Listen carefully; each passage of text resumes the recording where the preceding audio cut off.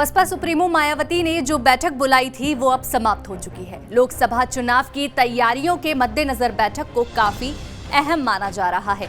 Party कार्यालय में मायावती ने उत्तर प्रदेश और उत्तराखंड के नेताओं को संबोधित किया। लखनऊ में लोकसभा चुनाव की तैयारियों के लिए समीक्षा बैठक बुलाई गई थी। बता दें कि मायावती ने लोकसभा में रण में अकेले उतरने का फैसला किया है। उन्होंने एनडीए या इंडिया गठबंधन में शामिल होने के पत्ते अभी तक नहीं खोले हैं। बसपा अगले साल होने वाले लोकसभा चुनाव में अकेले उतरेगी। उनके उपलक्ष्य में जो 9 अक्टूबर को उनका जो हमारा कार्यक्रम है उसको मतलब बढ़िया से कैसे मनाया जाए, तो उसमें एक तय हुआ कि हमारे जो 5 मंडल के लोग हैं, सहारनपुर, मेरठ, आगरा, अलीगढ़, बरेली, ये लोग हमारे यहाँ नोएडा जो प्रेरणा स्थल है वहाँ पे जा कर के और मान्यवर साहब का वहाँ पे उनकी कार्यक्रम में भाग लेंगे।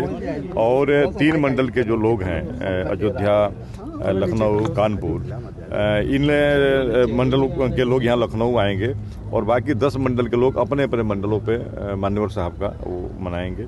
दूसरा फिर एक मान लीजिए महिला बिल पे भी बात आई कि महिला बिल तो जिस तरह से भारतीय जनता पार्टी के लोगों ने आनंद फानंद में महिला बिल को लाए हैं जल्दीबाजी में, तो यह तो केवल एक कुछ स्टेट में होने वाले चुनावों में इसका बेनिफिट उनको मिल सके या आने वाले लोकसभा चुनाव में इसका बेनिफिट मिले, केवल इसलिए इस बिल को लाया गया है। पिछले दिनों बसपा सांसद दानिश अली के खिलाफ रमेश बिधूड़ी की आपत्तिजनक टिप्पणी का मामला काफी सुर्खियों में रहा था। मायावती ने रमेश बिधूड़ी के खिलाफ बीजेपी की तरफ से कार्रवाई नहीं होने पर आपत्ति जताई थी। कांग्रेस नेता राहुल गांधी के दानिश अली से मुलाकात को सियासी हलके में बड़ा संकेत समझा गया। माना गया कि विपक्ष मायावती को इंडिया गठबंधन में लाने की कोशिश कर रहा है। हालांकि बसपा सांसद मलूक नागर के बयान से मायावती को इंडिया गठबंधन में शामिल कराने के अटकलों पर विराम लग गया। परिसीमन से पहले कब हम जनगणना कराएंगे, उसके बाद फिर सीटों का परिसीमन होगा, तो बहुत लंबी प्रक्रिया है। निश्चित रूप से इसको भी मैंने हम लोगों को ये रखना है कि भाई आप इसका सीधा सीधा। और दूसरा जो सबसे बड़ी बात थी कि हम लोगों में कोई इस तरह का मतलब ये ना हो, हम लोग सभी लोग जो मैंने जोरदार तरीके से लगे कि लोकसभा की चुनाव की तैयारी बेहतर करें। मलूक नागर ने कहा कि इंडिया गठबंधन के घटक दलों को गिरेबान में झांक कर देखना चाहिए। पंजाब और राजस्थान में कांग्रेस बनाम आम आदमी पार्टी की लड़ाई है। राजस्थान में सचिन पायलट को कांग्रेस ने धोखा दिया।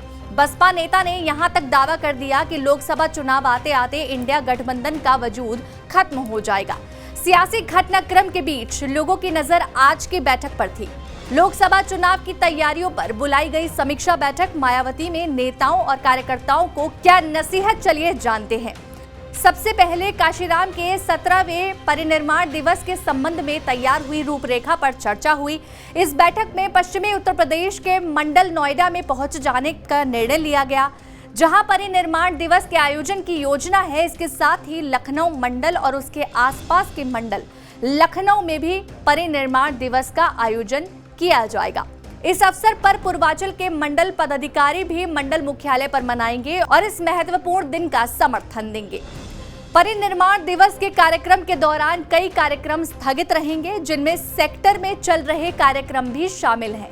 बसपा ने लोकसभा चुनाव में एकजुट के साथ काम करने के निर्देश दिए हैं, जिससे वे अपने लक्ष्य को पूरा करने के लिए मिलकर काम करेंगे। वहीं इस बैठक में महिला आरक्षण के संबंध में भी चर्चा हुई और इस मुद्दे पर विचार विमर्श किया गया। यहां तक कि भाजपा के द्वारा प्रस्तावित महिला आरक्षण को लेकर भी चर्चा की गई, जिसका बसपा ने विरोध किया है। उससे भी देखिए, हमारा मानना है कि ये जैसे महिला ही आरक्षण बिल है, तो ये इसमें भाजपा और कांग्रेस दोनों की लगभग एक तरह का उनका विचार है। तो हम किसी से मिलने वाले नहीं, इसलिए कि हम कहाँ जाएंगे। दोनों लोगों से हमारी देखिए आइडियोलॉजी में और अन्य पार्टी जिससे गठबंधन करेंगे उनकी आइडियोलॉजी में फ़र्क है।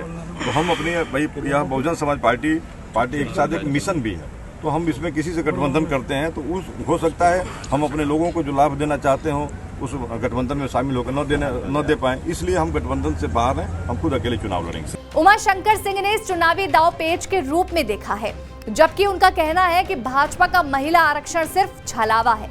इसके बीच उमाशंकर सिंह ने समाजवादी पार्टी की पूर्व सरकार के दौरान आरक्षण बिल की प्रति फाड़ने का भी उल्लेख किया और इसे एक छलावा माना है। उन्होंने दानिश अली के लिए न्याय की मांग की है और कार्रवाई की गुजारिश की है। बसपा गठबंधन में शामिल नहीं होगी और लोकसभा के चुनाव में बसपा अकेले ही चुनाव लड़ेगी। इस बैठक के बाद बसपा ने अपनी स्थिति को स्पष्ट कर दिया और इसके आधार पर चुनावी रणनीति तैयार कर रही है।